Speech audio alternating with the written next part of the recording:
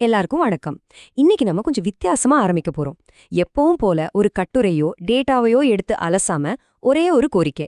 ஆனா ரொம்ப ரொம்ப சக்தி வாய்ந்த ஒரு கோரிக்கையிலேருந்து நம்மளோட இந்த விளக்கத்தை ஆரம்பிக்கலாம் வாங்க. பாத்தீங்களா, இந்த ஒரு வரியத்தான் நம்ம இன்னைக்கு முழுக்க அலசி ஆராயப் போறோம். இது ஏதோ ஒருத்தரோட கேள்வி மாதிரி தெரியலாம். ஆனா உண்மையில இது நம்ம எல்லாருடைய தேடலையும் காட்டுது. அதாவது சிக்கலான விஷயங்களை எனக்கு புரியற மாதிரி தெளிவா சுலபமா சொல்லுங்கன்னு கேக்குற நம்ம எல்லாருடைய குரல் தான் இது. சரி வாங்க, இந்த கோரிக்கைய நாம கொஞ்சம் பிரிச்சு மேயலாம். ஒரு வாக்கியம் தானேன்னு நினைக்காதீங்க. இதை சரியா உடைச்சு பார்த்தா அறிவுக்கான எந்த ஒரு தேடலும் எப்படி ஆரம்பிக்குதா, அதோட அடிப்படை என்னன்னு நமக்கு அப்பட்டமா தெரிஞ்சிடும். முதலாவது பாயிண்ட், அவங்க என்ன கேக்குறாங்கன்னு பாருங்க. ரொம்ப பொதுவா இல்லாம ரொம்ப ரொம்ப குறிப்பா கேக்குறாங்க. பீமா சதி இதுதான் சப்ஜெக்ட். ஒரு நல்ல தெளிவுக்கு முதல் படி எதை பத்தி தெரிஞ்சுக்கணுங்கிற தெளிவுதான் இல்லையா? அடுத்தது இன்னும் சுவாரஸ்யமானது. அவங்க வெறுமனே பீமா சாத்தினா என்னன்னு கேட்கல, அதை எப்படி கொடுக்கணும்னு ஒரு ஃபார்மேட்டையும் சொல்றாங்க. அடிக்கடி கேட்கப்படும் கேள்விகள், அதாவது FAQ. ஏன்னா அந்த மாதிரி கேள்வி பதில் வடிவத்துல இருந்தா புரிஞ்சுக்கிறதுக்கு ரொம்ப ஈஸியா இருக்கும்ல. செம்மையா யோசிச்சிருக்காங்க பாருங்க. இப்போ வர்றதுதான் இதுலயே ரொம்ப ரொம்ப முக்கியமான பகுதி. அவங்களுக்கு என்ன தேவைன்னு பாருங்க. சும்மா ஒரு விளக்கம் இல்ல, ஒரு சிறந்த விளக்கம். குவாலிட்டி கேக்குறாங்க. அது மட்டும் இல்ல, அது தமிழ்ல வேணும்னு கேக்குறாங்க. தரம், அப்புறம் தனக்கு புரியற மொழி, இந்த ரெண்டும் ஒன்னா சேரும்போதுதான் ஒரு தகவல் உண்மையிலே பயனுள்ளதா மாறுது. ஓகே, இப்போ ஒரு முக்கியமான கேள்விக்கு வருவோம். ஏன் இந்த மாதிரி ஒரு கோரிக்கையே வைக்கணும்? எதுக்காக மக்கள் இப்படி ஒரு விளக்கத்தை தேட வேண்டியிருக்கு? அதாவது ஒரு விஷயத்த தெளிவா புரிஞ்சுக்கிறதுக்கு நடுவுல என்னென்ன தடைகள் இருக்கு, இத நாம யோசிச்சு பார்க்கணும். நீங்களே கொஞ்சம் யோசிச்சு பாருங்களேன். இன்சூரன்ஸோ இல்ல ஒரு புது டெக்னாலஜியோ இல்ல மெடிக்கல் ரிப்போர்ட்டோ ஏன் சில விஷயங்களை புரிஞ்சுக்கிறது இவ்ளோ கஷ்டமா இருக்கு? ஒரு நல்ல விளக்கத்தோட வேலையே இந்த கஷ்டத்தை உடைக்கிறது தான். இதுக்கு நிறைய காரணங்கள் இருக்கு. ரொம்ப கஷ்டமான வார்த்தைகளை பயன்படுத்துறது, அதாவது ஜார்கன்.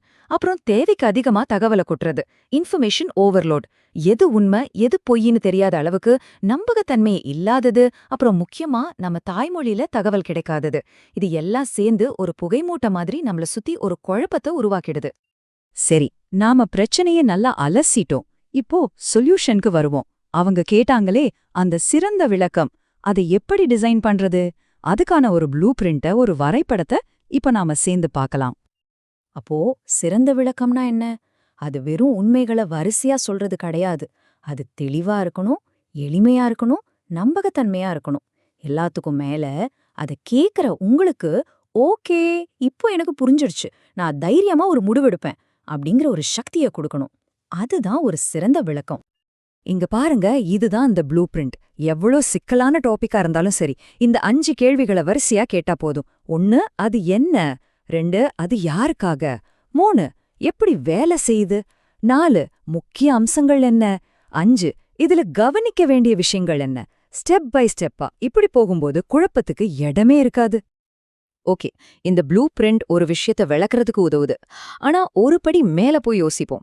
நம்ம வாழ்க்கையில இந்த தெளிவுங்கிறது ஏன் இவ்ளோ பெரிய சக்தியா பார்க்கப்படுது?